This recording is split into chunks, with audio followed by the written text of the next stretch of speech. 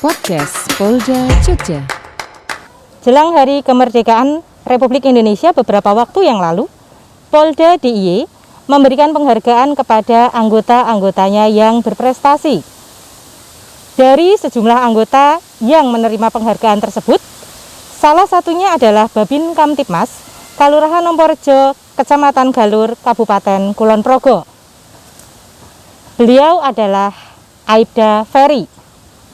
Penasaran, apa sih yang membuat Aibda Ferry mendapatkan penghargaan dari Kapolda DIY? Yuk, ikuti perbincangan saya bersama beliau yang saat ini sudah hadir bersama dengan kita. Selamat pagi Pak Ferry. Pagi Mbak. Ferry ya? Siap. Betul. Bagaimana kabarnya? Alhamdulillah baik. Baik, oke. Wah, sebelum kita mulai perbincangan kita, saya mau mengucapkan selamat atas penghargaan yang sudah Bapak terima terima kasih dari Kapolda ya? Kapolda. Oke. Apa sih yang dirasakan Pak setelah menerima penghargaan itu? Ya bahagia, kinerja kita di lapangan dihargai pimpinan. Bahagia. Iya. Oke. Nah, sebagai Babin Kamtibmas, sudah berapa lama Pak Ferry menjadi Babin Kamtibmas? Kurang lebih 4 tahun. 4 tahun setengah ya. 4 tahun setengah. Iya. Kalau yang di Nomporrejo ini sudah berapa lama? 4 tahun setengah. Oh, jadi pertama Babin Kamtibmas langsung di Nomporrejo. Langsung di Nomporrejo. Oh, gitu. Sebelumnya Sebelumnya di Urkes, Polres Kulon Progo. Oh, dari Urkes. Iya. Urkes itu yang melayani tentang kesehatan ya, Betul, kesehatan anggota yang sakit ya, sakit menaun. Lalu jadi Babin Kamtibmas. Iya. Oke. Nah, sebagai Babin Kamtibmas yang memperoleh penghargaan dari Polda, dari Kapolda DIY, inovasi apa yang membuat Pak Ferry akhirnya menerima penghargaan tersebut? Ya. Kalau nggak salah juara satu ya? Siap. Ya. Jadi alhamdulillah dari berawal dari keluh kesah Pak Duku di lingkungannya pada masa pandemi itu, karena banyak ternak ayam, ternak unggas, itu kotorannya tidak diambil oleh pengepul biasanya. Akhirnya saya berikan jalan keluar. Kita mengolah limbah yang ada, limbah dari ternak itu dijadikan media tanam sama pupuk organik. Oh, dijadikan media tanam dan pupuk organik. Iya, betul. Oke. Sudah berapa lama itu? Dari awalkah menjadi Babin atau? Kalau dari awal kebenaran agak kurang masyarakat kurang percaya ke Babin, karena kan tahunya masyarakat kan Babin itu wakil dari polisi gitu. Jadi karena peralihan ini merasa kayak dibayang-bayangi, takut ada rasa takut seperti itu. Tapi dengan kita pendekatan akhirnya mulai terbuka, kita berikan semacam ekonomi kerakyatan yang bisa menghasilkan kepada masyarakat. Betul. Oke. Nah, tugas sehari-hari, aktivitas sehari-hari seorang Babin itu ngapain aja sih Pak? Siap.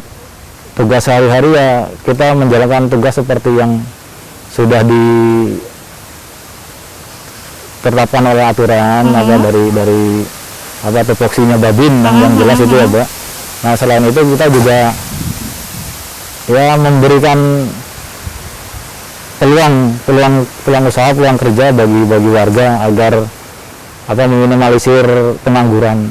Jadi karena kan beberapa orang akan cenderung melihat Babin seperti contoh Pak Babin yang memang sudah Babin itu seperti itu. Iya, betul. Apakah memang seperti itu tugasnya? Ya, mayoritas seperti itu. Seperti itu juga. Gitu. Tapi ya nggak terlalu kocak-kocak amat juga. Tapi kita juga perlu bercanda sama warga juga, karena kita harus dekat agar masyarakat percaya sama kita, terus mereka mau terbuka. Oke. Seperti itu. Oke. Nah, apa sih motivasi Pak Ferry untuk menjalankan tugas sebagai Babin? Karena kan nggak mudah ya langsung berhubungan dengan masyarakat. Apalagi tadi Pak Ferry sudah sempat menceritakan bahwa awal masyarakat itu agak susah menerima. Karena Babin itu dianggap tetap sebagai perwakilan polisi gitu ya. Nah, Ya. Motivasinya apa waktu itu? Kalau motivasinya saya sendiri ingin menjadi manusia yang berguna. Nah, dilihat dari fungsinya yang mayoritas tugasnya pelayanan ya hanya di Babin gitu. Jadi setelah saya dikasih kesempatan waktu itu oleh Bapak Kabak Sumba, Pak Darmawan yang sekarang jadi Pak Wakapolres Kulon Progo, saya jalankan totalitas di Babin. Siap. Ditawari untuk menjadi Babin? Ya sebenarnya kalau ditawari sih enggak, cuma dilarang ya jadi Babin. Gitu. Nah, apakah Pak Ferry itu asli Jogja? Saya asli Jakarta, Mbak. Oh, asli Jakarta. Jakarta, ya. Asli Jakarta ya? Iya, di Jogja sudah lama? Baru 21 tahun. 21 tahun. Nah, dari Jakarta dengan budaya yang berbeda dengan masyarakat Jogja. Ada kesulitan nggak? Apalagi menjadi Babin yang langsung bersentuhan dengan masyarakat. Yang saya rasakan kesulitannya hanya di bahasa. Kalau bahasa Jawa kan ada kromonya itu, kadang-kadang salah menempatkan akhirnya jadi joke, jadi bercandaan. Karena ada beberapa istilah yang mungkin nggak akrab gitu. Betul. Seperti ya. Sebagai anggota Polri yang bertugas di desa atau kelurahan, itu tentu harus punya keterampilan khusus ya. Harus punya skill yang berbeda dengan anggota Polri yang lain begitu.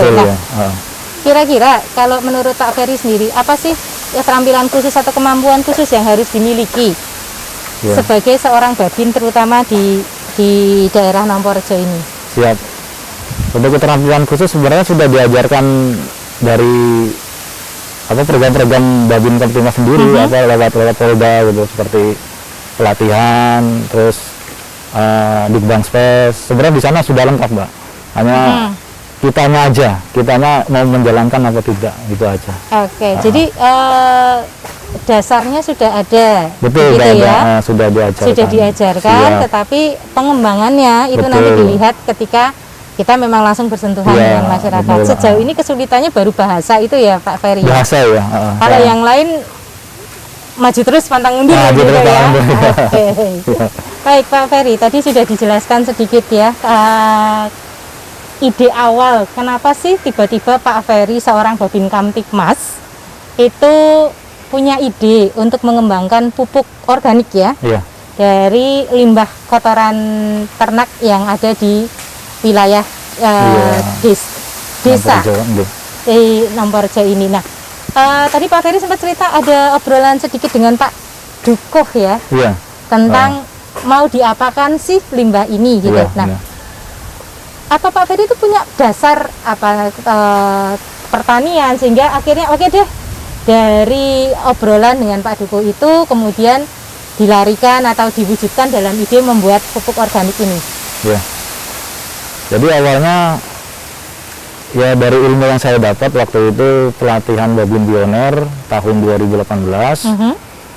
Nah, mulai dari tahun 2018 itu saya langsung diundang Bank Sampah Kroco Pengasih, karena ada waktu lomba mereka punya kendala nggak bisa jadi media tanamnya, pupuknya itu nggak bisa jadi, akhirnya dapat juara 2. Nah, berawal dari situ saya mulai dipercaya oleh wilayah lain, oleh desa-desa lain untuk mengisi pengolahan sampah organik, gitu kan. Nah, sedangkan di sini sendiri awalnya Pak Dukuh karena masa pandemi ini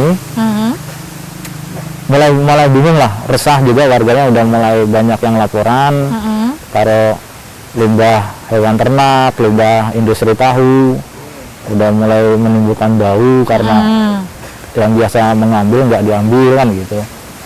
Nah, itu karena saya punya pelatihan di bidang organik, pertanian organik, ya saya siapa dulu kita olah aja gitu. Seperti itu. Pelatihannya berapa lama waktu itu? Pelatihan cuma nggak lama karena saya ada ketertarikan. ya setelah pelatihan itu saya pelajari, jadi dari literatur apa yang resmi maupun yang hasil-hasil apa ya, hasil-hasil penelitian mahasiswa baru dari UGM, dari IPB. Jadi sebenarnya itu dasarnya itu sebenarnya fermentasi, Mbak.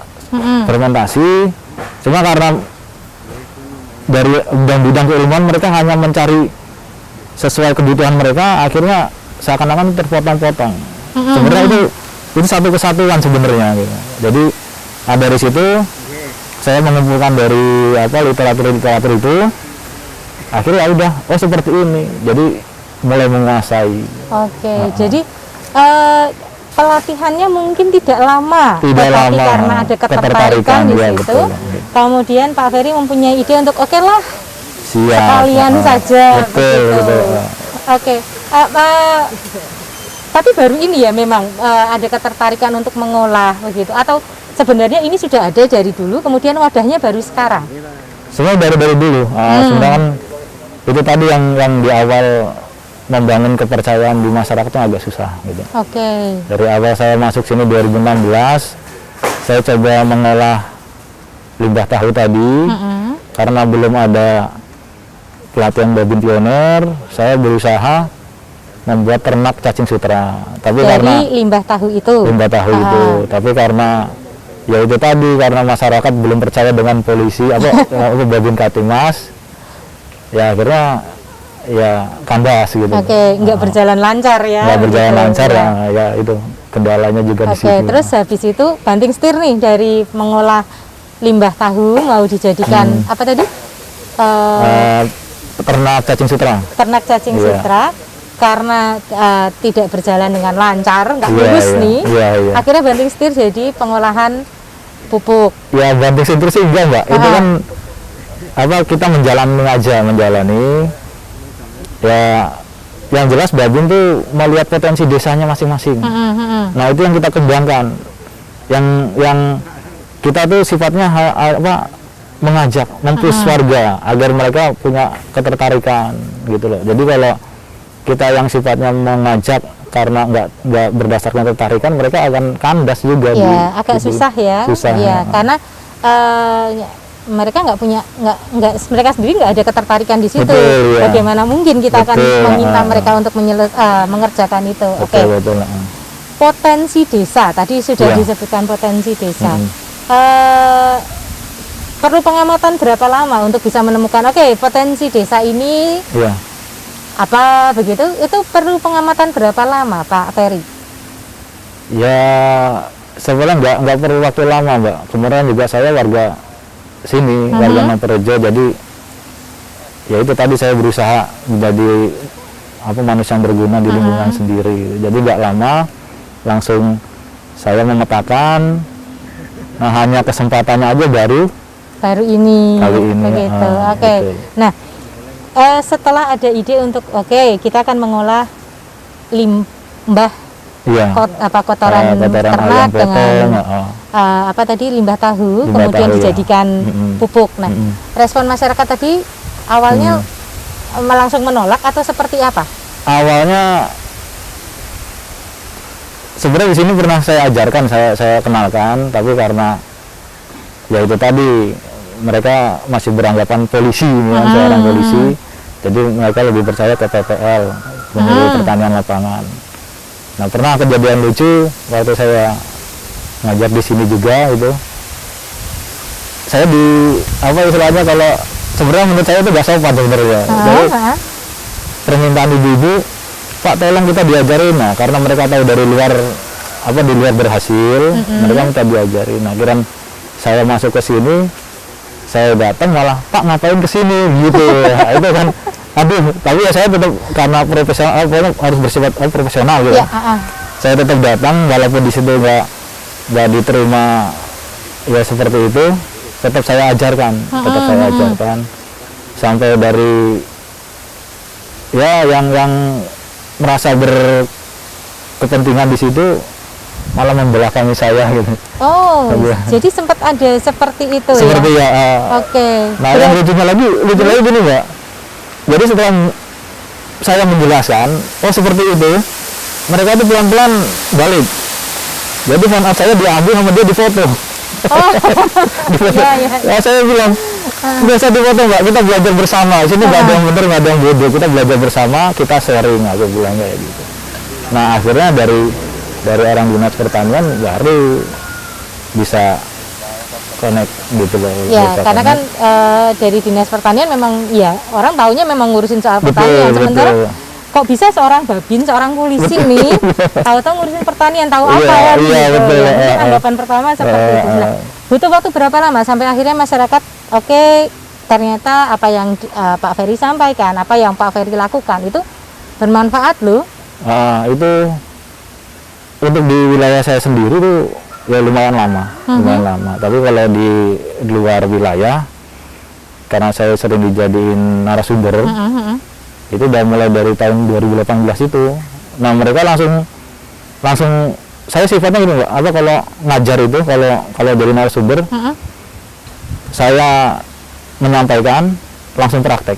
Jadi harus praktek gitu. Kalau nggak praktek saya nggak mau gitu. Nah, dari praktek itu kan nanti ada hasilnya, tetap saya pantau. Jadi proses fermentasi itu saya pantau sampai berapa hari, sampai mulai dia maksimal bisa jadi pupuk, itu saya pantau. Nah, setelah itu jadi pupuk langsung diaplikasikan ke tanaman. Nah, mereka melihat sendiri hasilnya. Baru dari dinas-dinas apa kayak kelurahan-kelurahan lain mulai percaya, akhirnya saya sering dipanggil. Tahun 2019 sendiri saya pernah diminta BKSDA DIY. Jadi suruh memberikan materi. Selain memberikan materi, suruh pendampingan. Tapi saya langsung menolak itu. Kenapa? Karena bukan wilayah binaan saya. Iya, karena melebar akhirnya. Iya, melebar. Oke. Nah, selain respon masyarakat, itu kan ketika mengembangkan sebuah ide, itu ada kerjasama dengan instansi atau pihak-pihak lain. Iya. Nah, sejauh ini instansi atau pihak lain mana yang sudah mendukung Pak Ferry dalam pengembangan ide ini? Iya, kalau di Penasi itu PPL mendukung sana. PPL Penasi, terus dari Kelurahan Sendang Sari, Kelurahan Karangsari itu mendukung semua. Jadi sana nggak satu tempat, kadang-kadang ya itu selama sebulan bisa 3 tempat kita ngakun memberikan materi-materi itu. Nah, terus dari BKSDA sendiri itu pernah yang paling ini malah dari KB, penyuluh KB itu. Penyuluh KB? Iya, dari penyuluh KB itu malah Pak Ferry, pokoknya saya mendukung Pak Ferry. Jadi setiap saya ke desa nanti Pak Ferry yang saya bawa gitu. Jadi ya itu karena ada klik di situ antara petugas KB ya, penyuluh KB, ya kita jalan bersama. Gitu, ya. Tapi ya saya juga berusaha ini resmi, jadi mereka permohonan resmi ke Kapolres gitu dan diizinkan, sementara ini diizinkan.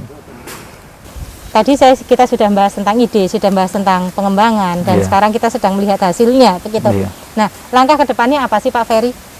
Ya, menaikkan nama Kulon Progo. Menaikkan nama Kulon Progo. Nah, ya itu diawali dari undangan saya menjadi narasumber di Samigalu. Dari sana kita ngeliat potensinya apa. Ternyata tuh di Kulon Progo banyak potensi yang terpendam gitu. Ya seperti halnya kopi, ya kayak kita datang ke sana pun warga tuh kaget kok polisi bisa bicara tentang pupuk, tentang pertanian. Akhirnya dari situ warga Samigalu itu mulai percaya. Akhirnya setiap ada hal-hal yang baru menurut mereka, yang asing gitu ya, mereka langsung komunikasi, Pak Ferry ini ada buah ini gitu misalnya. Ada buah ini, nah, itu buah pala misalnya ya, itu buah pala. Nah, terus kalau di Samigalu buat apa gitu? Dibuang Pak. Nah, itu di situ karena saya Jakarta dekat dengan Bogor ya, sama kan cenderung mengolah buah pala. Gitu. Tapi itu saya olah. Ada buah pala saya olah di sini dengan dengan sesuai Rasa cita lokal rasanya, ya, rasa lokal ya. ini, ya. Jadi itu saya minta kiriman dari sana Samigalu, langsung saya olah, saya jadikan 4 macam. Sebenarnya dari pengolahan buah pala sendiri itu bisa 6 sampai 8 macam sebenarnya. Dari satu buah pala, itu. buah pala ini bisa jadi macam-macam produk ya. Iya betul. Oke. Nah, itu maaf Pak Ferry, ketertarikan Pak Ferry di pertanian ini membuat saya ingin bertanya, ada latar belakang pendidikan khusus kah? nggak ada, otodidak semua Pak. Oh, Dari pelatihan itu aja. iya. Benar. Pemicunya dari pelatihan itu memunculkan banyak ide, iya. memunculkan banyak inovasi begitu. Betul. Dari ketertarikan ya. Ketertarikan, terus baca-baca, ya itu tadi. Akhirnya tambah tertarik lagi, tambah menguasai gitu. Jadi nanti akan ada seorang babin yang bukan hanya menyandang atau melaksanakan tugas kepolisian, tetapi juga mengembangkan potensi dari desa. Karena potensi dari desa itu banyak, nggak? Betul. Tergantung kepekaan kita sebagai seorang babin untuk melihat apa sih potensi dari desa ini, gitu. Betul ya. Pupuk sudah, kemudian sekarang merambah ke apa itu buah, contohnya tadi buah adalah pala, buah pala ya. gitu. Nah, ada lagi yang lain yang sudah ada. Oke, habis ini nih gitu. Sebenarnya buah pala itu setelahnya. Sebelumnya kopi. Oh, kopi. Jadi kopi Samigalu kan waktu saya ngajar itu saya pelajari, saya pendalaman ke warga. Nah ternyata sana kopi itu hanya ditukar tempe, gitu loh, hanya ditukar buat lauk mereka gitu. Padahal kopi sana termasuk bagus, kopi bagus. Apa panen itu? Panen, kopi iya ya. panen kopi kemudian hanya ditukar begitu. Jadi panen langsung tukar tempe buat kebutuhan sehari-hari gitu. Nah saya juga sempatnya sebenarnya sudah dijadwalkan dari Kapanewon Samigalu tahun ini membimbing desa jadi pengolah kopi, jadi pengepul kopi dengan wadah koperasi. Itu udah saya ini semua, udah ini nanti harus ini seperti ini, harus ada ini buat menghasilkan kopi yang kualitas seperti ini gitu. Sudah. Itu tahu dari mana itu pengetahuan tentang kopi? Atau ada pengalaman barista? Pengalaman lucu pengalaman aja. Jadi waktu ngajar di sana, saya kan penasaran dengan kopi Samigalu itu, kopi Suralaya. Nah akhirnya saya pesan pesan 2 kilo, saya olah, saya fermentasi. Karena apa? Di sana yang terkenal hanya kopi luwak gitu loh. Di sana emang ada itu kopi luwak gitu. Harganya ya lumayan fantastis loh, satu cangkir 50.000 kan gitu. Jadi saya ke sana, itu metabolisme luwak saya pelajari. Oh seperti ini kan gitu. Nah saya nyari enzim identik dari luwak itu. Jadi metabolisme lambung luwak itu saya pelajari, saya cari literatur.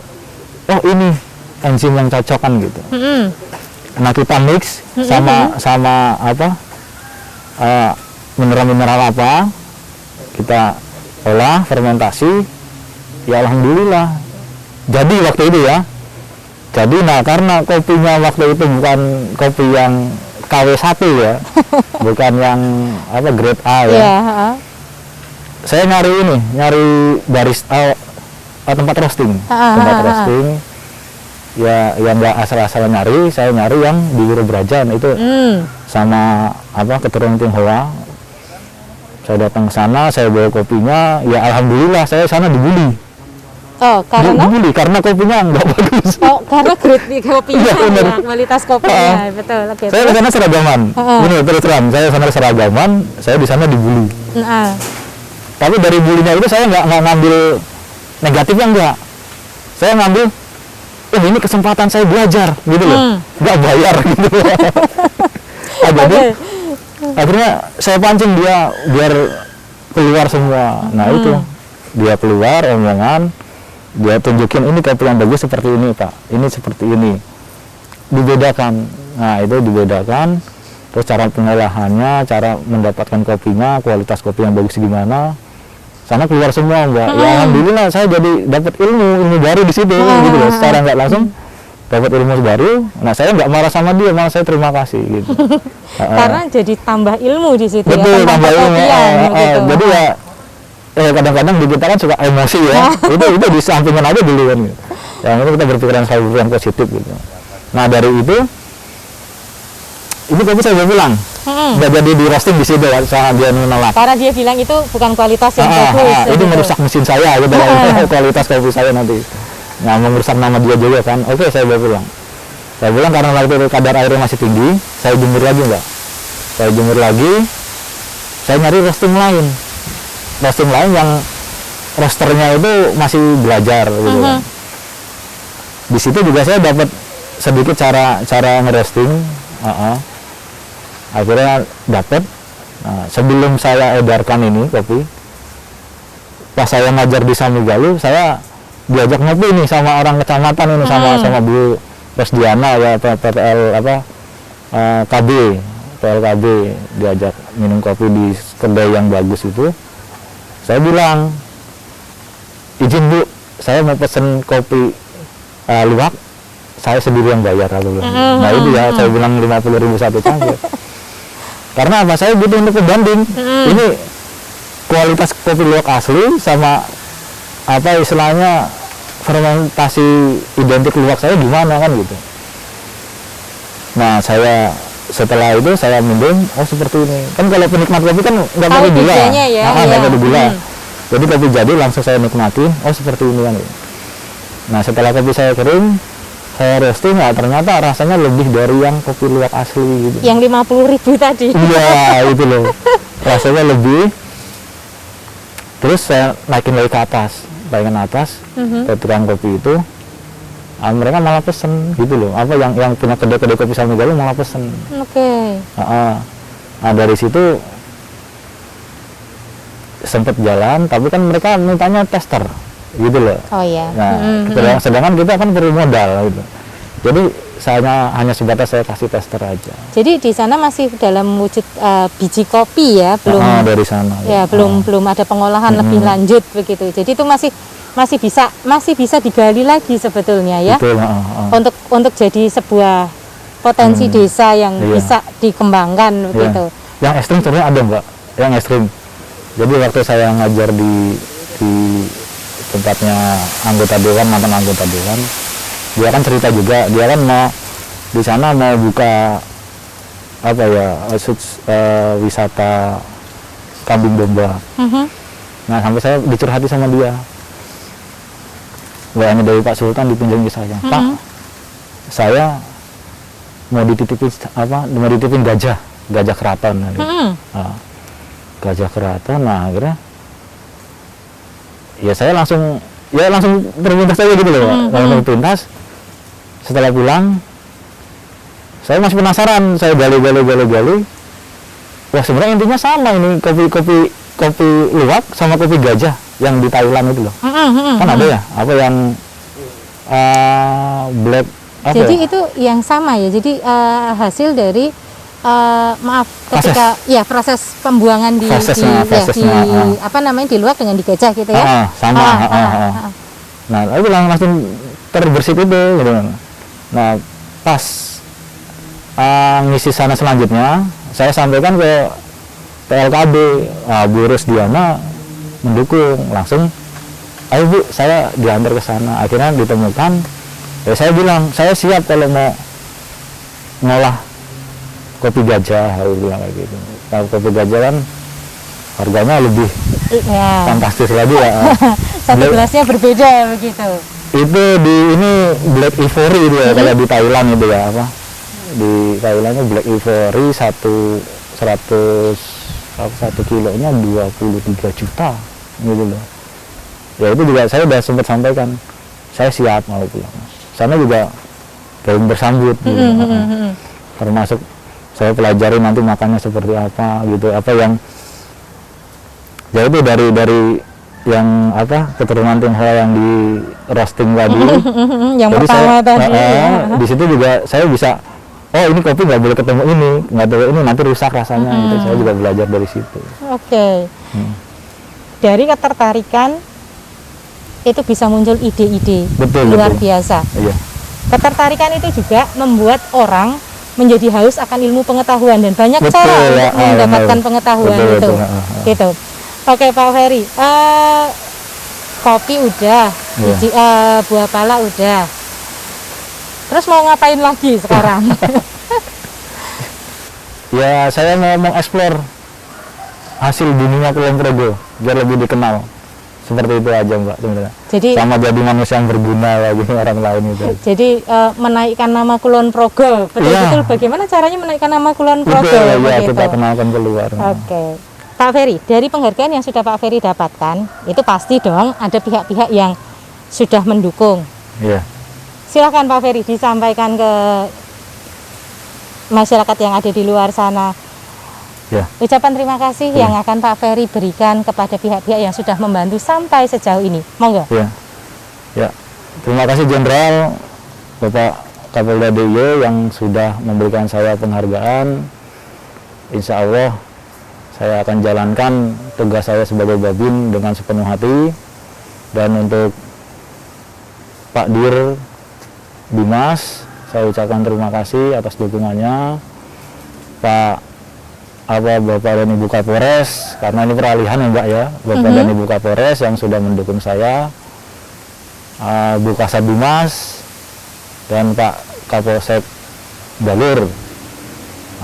Yang selanjutnya saya ucapkan untuk aparat desa Nyamperejo dan Bapak Dukuh Rumidi yang sudah mendukung program-program saya untuk di wilayah kerja saya. Nih. Terima kasih Pak. Oke. Baik, terima kasih banyak Pak Ferry atas obrolan di pagi menjelang siang ini. Banyak hal yang bisa kita dapatkan dari obrolan ini. Yang pertama, ketika sudah ada ketertarikan, mulailah itu sebagai pemicu untuk mencari ilmu pengetahuan dimanapun dan bagaimanapun caranya. Karena yang namanya potensi itu harus dikembangkan menjadi sebuah kompetensi. Terima kasih Pak Ferry atas sharingnya yang luar biasa. Selamat bertugas, tetap sehat dan tetap semangat. Siap, terima kasih Mbak Teresia.